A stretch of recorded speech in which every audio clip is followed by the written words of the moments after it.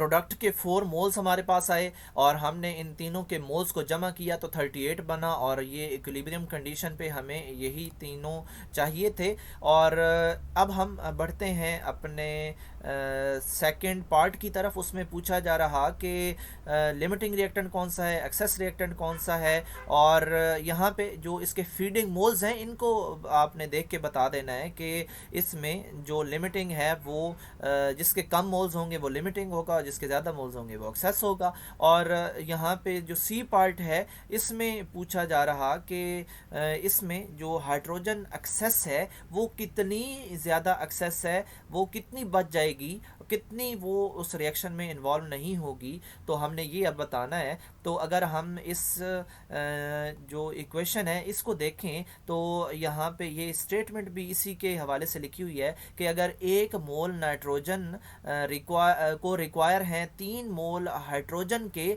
तो फिर हमारे पास जाके ये रिएक्शन होगा, यानी कि 1:3 की रेशियो चल रही है। और यहाँ पे हम जितने भी मोल्स डालेंगे उसको हमें 3 से मल्टीप्लाई करना पड़ेगा, तो तब जाके ये रिएक्शन हमारा इक्विलिब्रियम पे जाके होगा। तो यहाँ पे जो फीड हो रही है वो 10 की हो रही है, अगर हम इसको 3 से मल्टीप्लाई करेंगे तो फिर जाके ये 30 मोल्स बनेंगे, और 30 मोल्स जो हैं वो रिएक्शन करेंगे उसके मोल से जो 32 मोल्स है हाइड्रोजन का, तो फिर जाके ये रिएक्शन इक्विलिब्रियम पे होगा। और क्योंकि हमें देखना है कि एक्सेस कितने हैं, तो हम उस 32 को मनफी कर लेंगे उस 30 में से जो नाइट्रोजन के हैं, तो हमारे पास 2 मोल्स बच जाएंगे, और ये हमारे पास जो मोल्स हैं ये एक्सेस होंगे, यानी कि ये रिएक्शन में इन्वॉल्व नहीं होंगे।